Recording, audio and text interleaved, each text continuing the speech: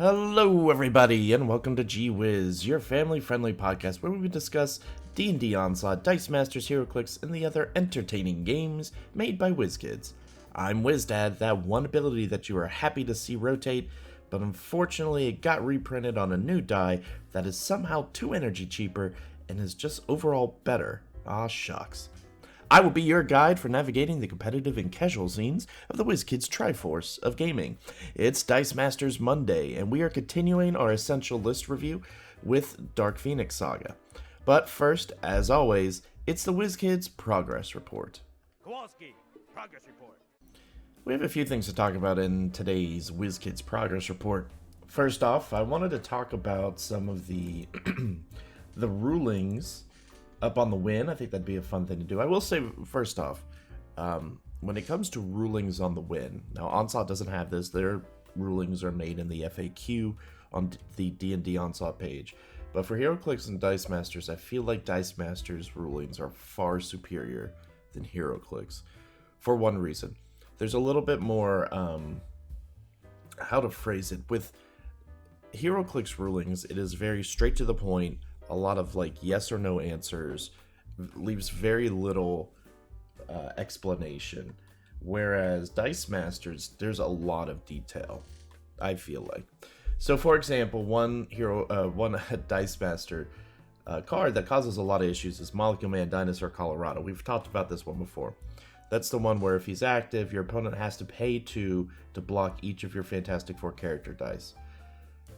Obviously that causes issues because you're forcing your opponent to pay for something, which kind of goes against some of the rules. Like, for example, I think they list Rule 3.1.10, energy cannot be spent or an ability initiated under any of the following conditions. 1, there would be no result or potential result that changes the game state. 2, there are no legal targets available. Or 3, the resolution of the ability duplicates an existing game state.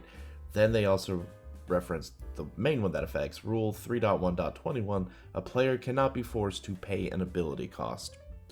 So effectively it's kind of it's an ability that causes some issues, obviously, because you're kind of forcing your opponent to do that if you have some sort of ability that requires them to block.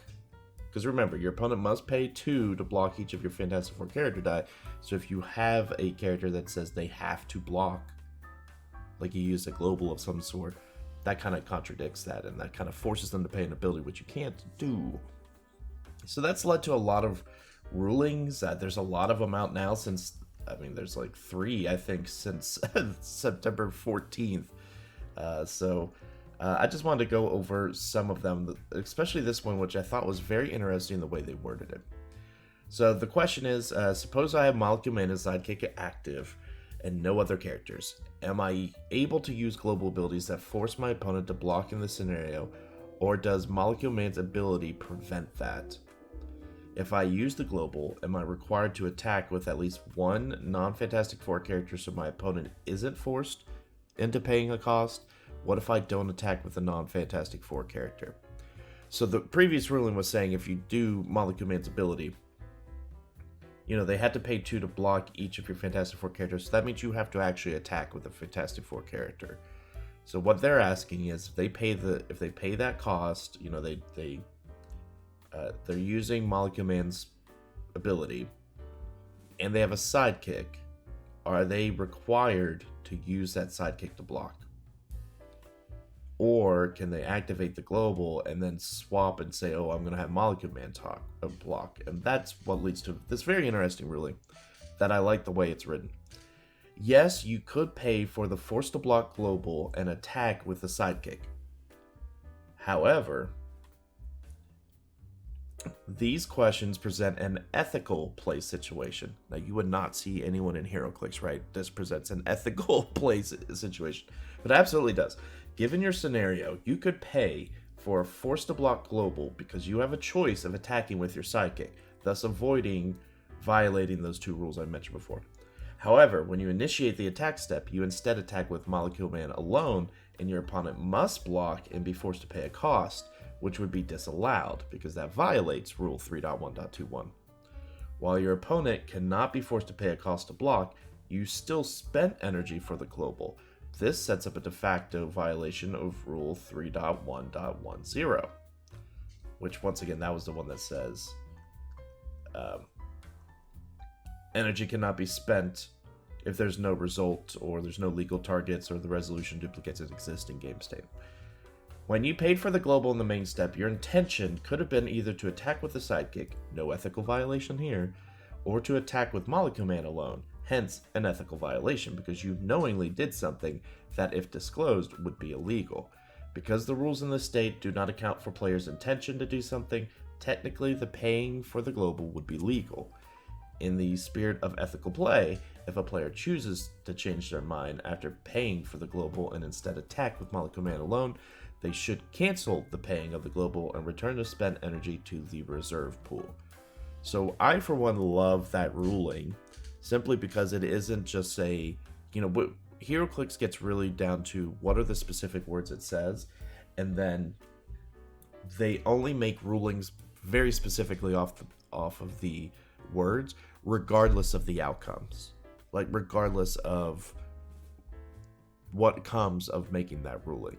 In this instance, they're saying, okay, well, ethically, you can't really do that. You can't say, oh, I'm paying the global to force you to block with the intention of, oh, I'm going to do the sidekick, and then suddenly switch it to Molecule Man, because that then breaks rules, but then follows rules. So what they're saying in this instance is they're saying, listen, okay, if that happens, if you pay for the global and you go in and then you change your mind and say, I'm going to attack with Molecule Man, you know what? Bygones speak bygones. Instead, cancel the global. You get your energy back. So it's not a kind of a gotcha. Nope, you lost energy. You get that energy back and you just continue play, which is absolutely the way it should be handled. Because that, one, eliminates ill intent, a player intentionally doing that, saying, oh, I'm going to pay the global, and I got this sidekick here, I'm going to attack with the sidekick. Just kidding, I'm attacking with Molecule Man. No, that eliminates that, and it says, instead, it's, no, if you're attacking with Molecule Man, you can't do it. If that pops up, okay, cancel the global, move the mana back. Simple enough. I like it. But it keeps going. So if the attacking player decides not to, this is a separate question later. So if the attacking player decides not to attack with the non-Fantastic Four character, the energy is refunded. What if instead the non-Fantastic Four character was somehow removed? Examples include Magic Missile Global, Thor of Higher Avalon, Fighting Dissidents, Emma Frost Manipulative. Also, what if the blocking player chooses to pay the cost and block the Fantastic Four character? Is the energy still refunded? Great question, right? They kind of set a precedent of, listen, if this ethical thing comes up, give the energy back. But what happens in the middle if like there's more abilities that were activated to kind of counter that? So this is the answer. So if the attacking player decides to not attack with a non-Fantastic Four character, the energy is refunded? No, because 3.1.10 was not violated. The sidekick could still attack, and an opponent's character deck could have been forced to block the sidekick. The attack step not being initiated in this scenario does not preclude there not being legal targets available. Wonderful. Then they answer this part. What if instead the non-Fantastic Four character was somehow removed? At the time the energy of the global was spent, if the sidekick was active, there's no violation of 3.1.10. Because a legal game state exists, the sidekick could potentially be forcefully blocked if that sidekick attacked. Awesome. And then the final one. Also, what if the blocking player, I should say, chooses to pay the cost and block the Fantastic Four character? Is the energy still refunded? Their response. In this case, the opposing player is not being forced to pay a cost, so there's no violation of 3.1.21, and the spent energy is not refunded. Here, the opponent may want to pay the cost so they could trigger some other ability or create a desired game state, having their blocker KO'd. You would not know of your opponent's intent to instead pay the cost until after you initiated the attack step. If your opponent decides not to pay the cost to block, provided you have a non-Fantastic Four character die active when you pay for the global, the energy was still spent under a legal game state and would not be refunded. In any case, your opponent cannot be forced to pay the cost. Again, The discussion focuses on playing ethically. The suggestion for ethical play is to refund the energy if the active player forces a block and knowingly intends to attack with only Molecule Man instead of with a sidekick, either by itself or with Molecule Man. Or just not spend the energy at all if the active player's intent is not to attack with the sidekick. From a rules perspective, as long as a non-Fantastic Four affiliated character die is active when the force to block global is used, a legal game state exists and the energy can be spent. Therefore, regardless of whether the active player decides to not attack only with the Fantastic Four character die, or no longer has a non-Fantastic Four character die active after the global was used, does not preclude the paying for the global or the refunding of the energy. Whew! Now you would not get anywhere close to that kind of depth of rules with HeroClix. It would just be like, what if the blocker chooses to pay the cost and the energy is refunded? Too bad, so sad. No, I wouldn't say that, but it would say something very, very short. They ask another question. Basically, there are a number of cards with abilities related to using global abilities. Take the following instance. When Jubilee is active, when you spend energy from an X-Men die to use a global ability or fielded character, deal 1 damage to a target opponent or character die. If the energy is refunded because the global use was deemed unethical, do abilities such as this need to be reversed as well? Otherwise, what's to stop a player intentionally playing unethically to get a refund only to use the energy again to trigger such an ability? Further, consider this hypothetical instance in which I was the blocking player. My opponent has legally forced a sidekick to block. We then resolve triggered abilities from the global, which now change the game state in some manner, to which my opponent may not now be rethinking the original intention of attacking with that sidekick. How am I to determine my opponent's intention if they don't attack with the sidekick?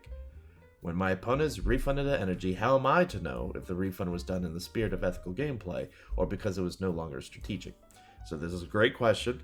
You might be thinking, man, dude, just let it go. But it is the peril of having these rulings that causes, I won't say confusion, but causes things to happen not how the rules are technically written, if that makes sense. The answer. Short answer. You cannot, nor should you try to adjudicate intent. Ooh, I love the wording of that. Our discussion on ethical play is meant for individual players to think upon, a player knowingly or intentionally performing an action that will get reset.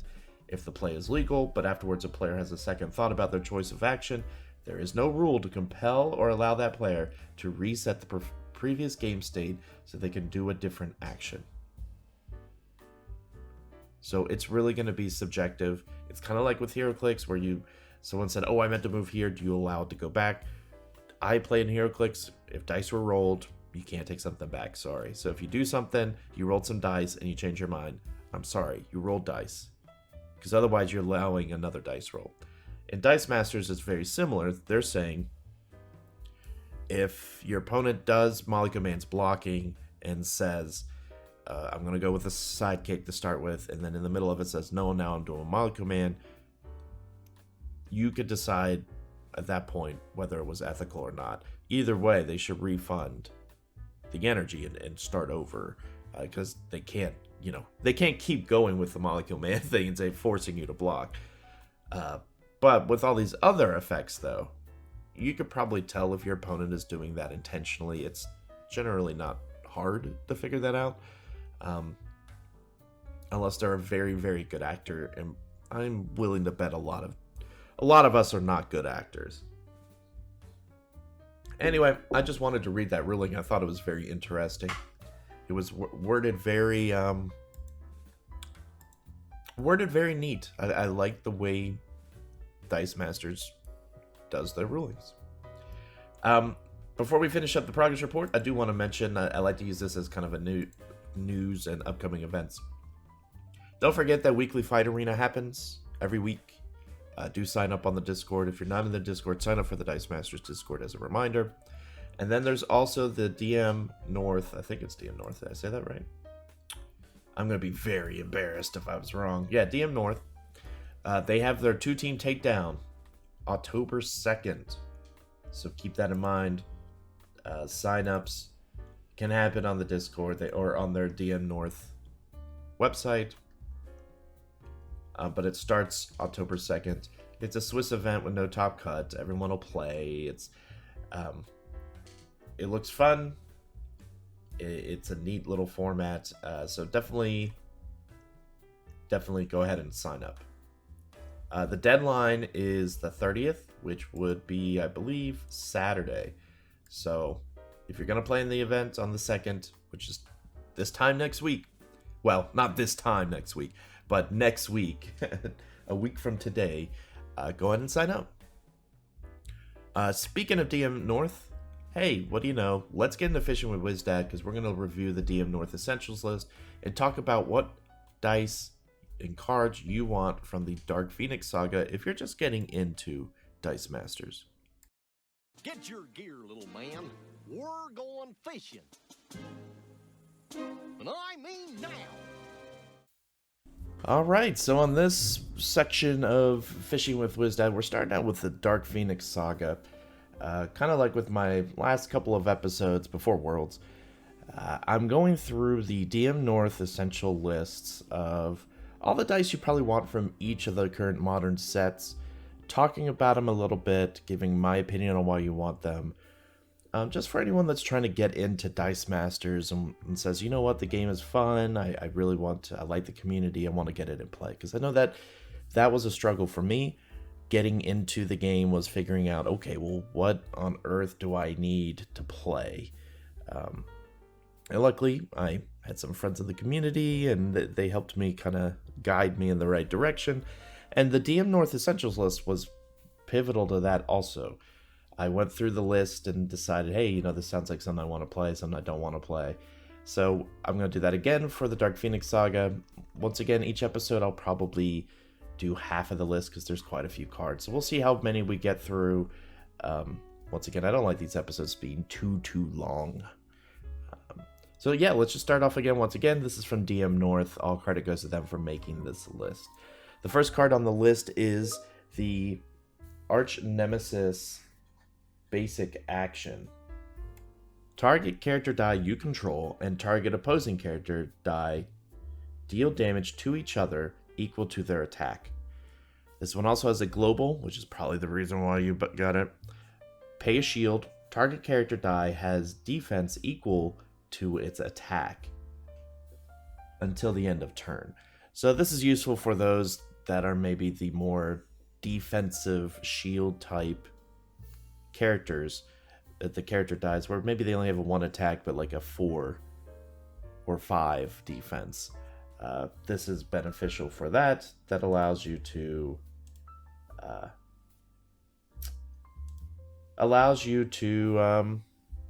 get past that defense, because now they suddenly have a 1 defense, which is pretty cool, and it's a global. You're probably not playing the actual action, but maybe there might be instances. But 4 cost energy is kind of hard for me to say sure to, but who knows. Then again, I will not sugarcoat it. I am not the best person to talk about action cards because I just don't know how to play them efficiently unless it's a global. All the ones in Secret Wars, the epic action cards, I could not tell you how I would try to play those, and that's on me. I need to just practice a lot more. Up next is Beast, a 2-cost fist. He has Overcrush. To go over what Overcrush does, essentially, when attacking, if this character KOs all of its blockers, or they're removed for other reasons, it deals any remaining damage to the opponent. So it attacks, say it takes out a sidekick, whatever's left over, it deals damage. It's kind of what you probably wish Dice Masters was to begin with, but it isn't. That's what Overcrush is. That's not how Dice Masters normally works. I will say, this beast is pretty good. Level 1 is a 0 cost, and then 2 and 3 are 1 cost. He gets up to a 3 attack on his highest level. So you could be crushing some sidekicks and being able to kind of deal an additional 2 damage to your opponent just with a 2-cost fist. Keep in mind he is only 2 cost. So this is the common Yeah, this is the common beast. I should have mentioned that to begin with. So next one up is the next beast. I should say this list is in alphabetical order, so it's not in an order of importance, it's all alphabetical. The next one is Rare Beast, Combat Ready, and it has the Founder keyword, which I'll get to in a second. When Beast attacks, prep a die from your bag. The first Beast die you purchase each game costs 1 extra. He's only a 2-cost fist. Once again, the same stats because it's Beast. Now, Founder as itself is a keyword, but it doesn't have an effect. It's not like Overcrush, it's not like any of those. Specifically, it is something that tags off of other founders, so that we'll get to some of those cards most likely on this list that says, hey, founders do an additional 1 attack or have 1 damage, something like that. It is just designating that this rare beast is a founder. So keep that in mind as we go through some of the other characters. Up next is Rare Bishop, a 3-cost shield, who is also an X-Men. If you only use energy from Bishop dice to purchase a character die, prep that die instead of adding it to your used pile. That's cool. His stats are pretty beefy for a 3 as well. Level 1, he's a 2-5. Level 2 is a 3-6. But level 3, he's a 5-6. That's only a 3-cost shield. So that's pretty good. It is a 2-cost to play him at level 3, but that's pretty beefy. A 5-6 for a 3-cost with no like additives, no bonuses or anything. That's kind of nice. Up next is Rare Cable High Stakes, which is a 6-cost bolt. When Cable attacks, double the printed attack of all your other character dice. So this is huge. This is definitely one that you might build around as a win condition for sure. He has his level 2 and 3 are 2 costs. He gets up to a 5-5 on level 3, 3-3 on level 2. He would be one that you try to build around and basically say, I'm going to make sure I field a lot of characters, play him, attack with Cable, and everyone else gets double the die. Now, it does says all of your other character dice, so it does not work on Cable himself. He does not suddenly go up to a 10 attack. But it is worth noting that you could probably balance that with some other X-Men and some maybe cheaper cost X-Men. And Cable could absolutely be your win condition because you're just straight doubling your character's attack, which is pretty nutty. Speaking of win conditions, I should say, comes another one. We'll say the rare Colossus 6-fist cost Piotr is the what is that called? The Colossus title? Like, it's Colossus Piotr? When Colossus is active, at the end of your turn, each of your level 2 or 3 character dice deal your opponent 2 damage.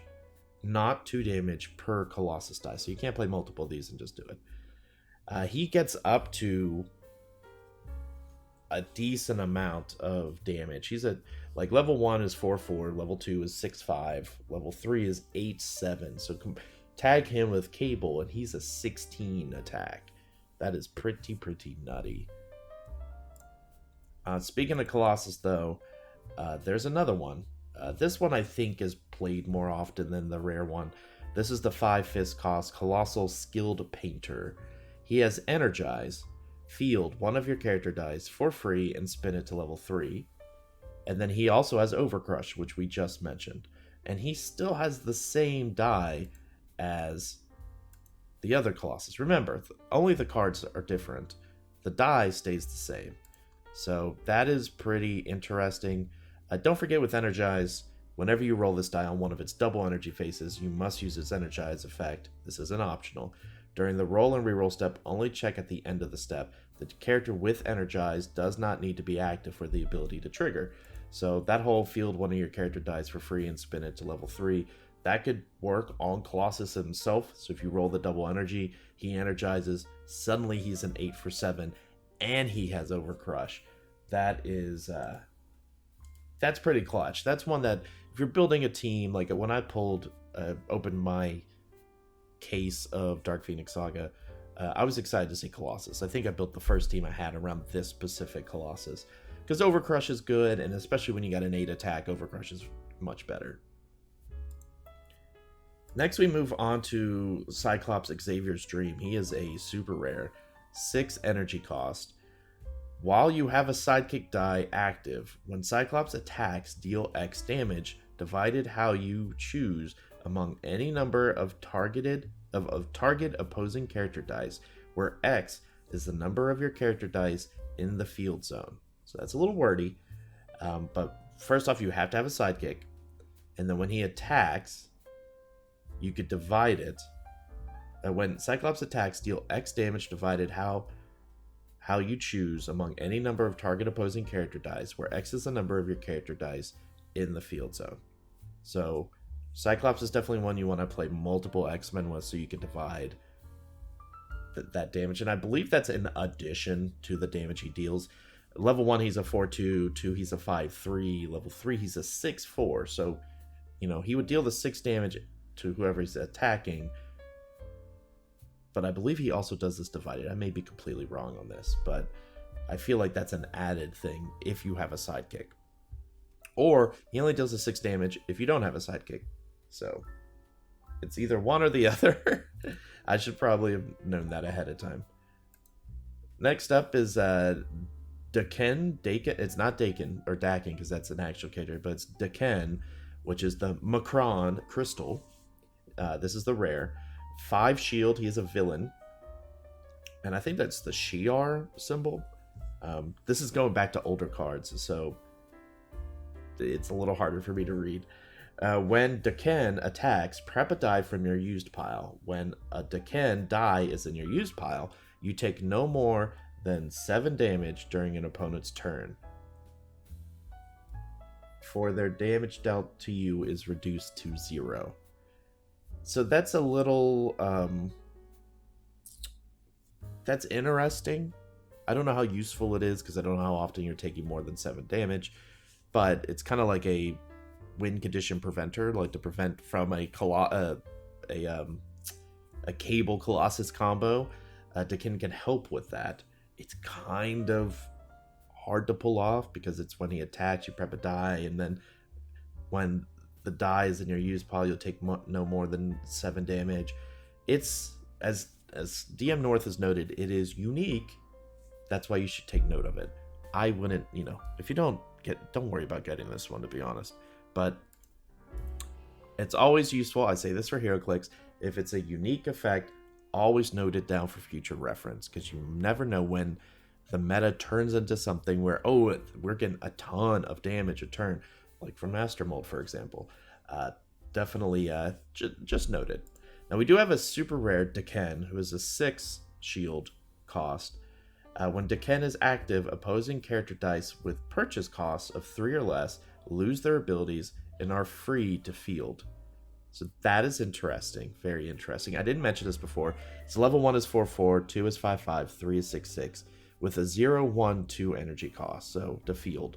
So that one is a little bit more interesting if the meta contains a lot of like dice that has cheap purchase costs but lose their relies on abilities. I'm thinking maybe like what's her name, like Black Widows or stuff like that. I'm drawing off the top of my head. I'm not great at, I'm still learning the meta, guys. Stuff like that might be useful. The downside is that if Daken is taken out, well, because they're able to play all those characters for free because of his ability, and they have no abilities. But once he's taken off, well, they're still out there, and now they have their abilities back. So it's a little risky, depending on the team. But once again, it's unique. You should try it out. Moving on, we have Dampening Collar, a basic action card, 4 cost. Continuous. Opposing character dice can't spin up. Your opponent may return an X-Men symbol character die they control to its card to move this die from the field zone to its card. So, continuous means, the keyword for that if you don't know, actions with continuous are used, in quotes, By moving them to the field zone, they can stay there past the end of the turn. Usually they'll either send themselves to the use pile for an effect, or allow you to send them whenever you could use a global ability. If they are sent to the use pile while you are an active player, they go out of play first. As with all non-character dice, continuous dice cannot attack or block. So that one's definitely interesting. There's a lot of teams out there, figures out there that work around, spinning up characters. This one would just strictly be, hey, you can't. So if the meta was one where that was kind of the main focus, I could absolutely see this one being useful. Now let's talk about, this one is pretty standard. I think the next one up is going to be the rare Dark Phoenix. 7 cost energy bolt. When an opposing character damages Dark Phoenix, she deals that much damage to each opponent. Cool. But she's most well known, I mean, let's be real here, for the global. She's pretty much, this is one you want to own, period. Global, pay 1 lightning, 1 energy, whatever, 1 bolt, and KO one of your character dice. The next die you purchase this turn costs 2 less. So common play is when you roll a, you could KO a sidekick, you could KO something, and the next die you purchase, 2 less. It is a very strong global. It is a, it's a great way to purchase, needless to say. It gets you, a 7 cost down to a 5 cost, 5 cost to 3 cost. So you're talking about being able to purchase key win conditions earlier. So if there's any globals, like if you talk about the big globals in the game right now, Dark Phoenix is one of the big ones. That 2 cost is big, and the fact that you could just take out, a sidekick or something is great too. So she also works really well if you use her with Corvus Glaive, I believe. I think she works with Corvus Glaive. I'd have to relook at that. But either way, Dark Phoenix, the rare, and the super rare, to be honest, or not the super rare. Sorry, the common is also very useful. The common is known as, the rare is known as Destructive Force. The common one is known as Malevolent. Dark Phoenix costs 1 less to purchase if your opponent has an X-Men character on their team. When fielded, KO target character die. If it's an X-Men character die, deal your opponent 4 damage. Solid. Also has the same global as the rare. So don't worry about if the rare costs more money. You could get the common and it does the same thing. You just might be less inclined to play it, though I think they are about the same. Like, they're not that drastically different. I mean, obviously the die on the 1, 2, 3, 5, 5, 7, 7, 8, 8, she has a 7 cost, so that makes sense. She's also a villain, which also kind of makes sense with Dark Phoenix. Either way, though, definitely better. The common is a little bit better than the rare, but either way, you want at least 1 for the global, and you probably will just never even play Dark Phoenix, to be honest. You'll probably just play it for the global, and you know what? That's perfectly okay. Just an FYI, it's okay to play cards just for the global. Don't worry about it. Up next is Deathbird Treacherous. Just a 2-cost shield. Has the deadly keyword. Deadly means at the end of the turn, character dice that were engaged with the character die that has deadly are KO'd, even if the character with deadly has been KO'd or leaves the field zone. So that's pretty good. That's pretty good. Especially as a 2-cost. Deathbird is a 1/1, a 1/2, and a 3/4 on the levels, but level 1 and 2 have 0 field cost. I love 0 field cost. It's always nice. So definitely keep an eye out. This is the common Deathbird Treacherous. Very useful. That deadly keyword could definitely come in clutch when you need it to. The next one on the list is the uncommon Usurper, which is a 3-cost shield. When Deathbird is active, when you KO an opposing character die with 3 defense or greater, deal 3 damage to your opponent. I would argue the common's probably better. I like the low cost, but this one's not bad either. If you can find, if it's... I feel like there's a decent amount of 3 defense or greater. I don't know if I like this one as much, just because you're really not KOing. Well, it's when she's active. It doesn't say she has to KO. So never mind, scratch it.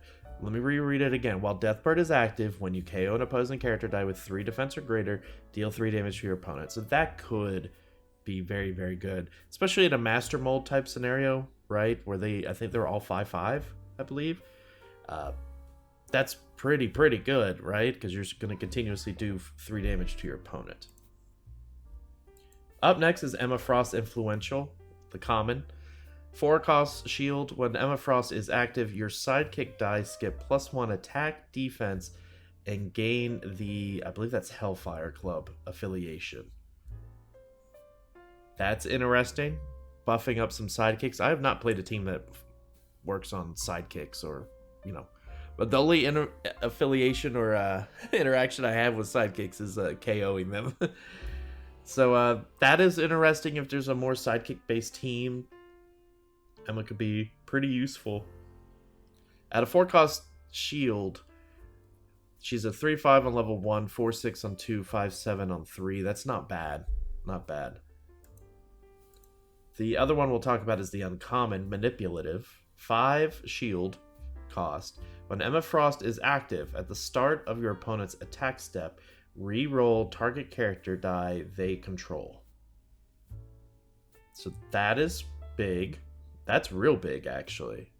Now, it's on a 5 cost, so that stinks a little bit.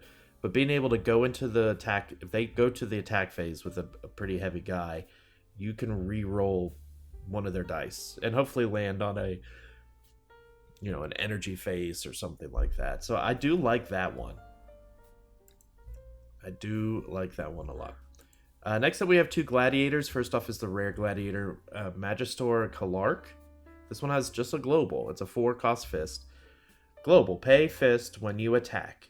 Your character dice can't be the target of action dice or global abilities until end of turn. One thing I will say, his field costs are interesting. So at level 1, he's a 0 field cost 5/5. Level 2 is a 1 field cost 6/6. But then his level 3 is a 0 field cost 7/7. That's pretty nice for a 4-cost character. The global is useful. Especially depending on your matchup, obviously. Being able to protect your character from a global ability or from action dice is pretty nice. But it's only when you attack. Keep that in mind. The other gladiator I'll talk about is the common Psi Resistance. 5-cost fist. Intimidate keyword, which intimidate means means when fielded, remove target opposing character die from the field zone until end of turn. Place it next to your character cards during that turn as a reminder. So you kind of you target an opposing character and they're kind of removed from the field. Could be very, very, very useful. And then he has the same global as before. I feel like, and they even mentioned on DM North, this common being able to remove with Intimidate is probably more useful than the rare. Which the only difference between the two is the fact that the common is 1 extra fist. That is really the only difference. The rare is 1 less fist. The common is 1 extra fist with Intimidate. So you're paying an extra energy effectively for the Intimidate, which could be good. And then we'll cover 2 more. We'll go to Jean Grey, Marvel Girl. This is the rare, the 5-cost energy. She has Founder, which we already talked about with Beast, which doesn't do anything, but it just lists as Founder. When Jean Grey is active, your opponent must pay 1 energy extra to use a global ability. While you have a different X-Men character die in your field zone, Jean Grey is free to field. So requiring them to pay an extra energy to use a global effect is pretty important. That could really change a game, especially with how much games are reliant, or teams are reliant on globals. So I can see this in play. She's a 3/3, 5/5, 6/6 on levels 1, 2, and 3. You'd probably play her on a Jean Grey or on a X-Men like affiliated team. because her costs are not great. 1, 2, 3 respectively per level. Paying 3 costs for a 6/6 is not, probably doesn't feel good. So being able to just do it for free is much better. And then finally for today's episode, we'll talk about the uncommon Jean Grey Xavier's Dream 4-cost bolt, also founder. When Jean Grey and one of your sidekick dice are active, your opponent must pay 1 extra to use a global ability. So this one is cheaper, but like she's a 4 cost, whereas the other one was a 5 cost. So inherently cheaper, but special clause in order to pull off that pay 1 global. The other one was just strictly when she's active, they pay 1. Whereas this one, Jean Grey and one of my sidekick dice have to be active. She's also missing the whole being able to get her in there for free if you have a different X-Men. So I don't really like this uncommon. I probably prefer the rare, to be honest. And so I think that's all I'm going to go through, because I know the WizKids progress report went a little lengthy today. So that's where we'll stop it. We'll stop it at Jubilee, and we'll pick that back up next week, and we'll finish out Dark Phoenix Saga. Let me know in the comments, like either on the YouTube video or wherever you listen to podcasts, if you want to leave a review, or hit me up on my Facebook page, WizDad, and just let me know if there's anything specific you want to hear about Dice Masters. After I go through all the reviews, it's going to be kind of open to just team building sections and talk about stuff like that. But Dice Masters is still in that little weird spot where it's hard to tell what depth I want to cover certain things. But either way, thank you for listening to this episode of Whiz. I hope you had a good time listening to Dice Masters. We'll be back on Wednesday for Onslaught. We've got loads to talk about for Onslaught. So everybody, you have a great day.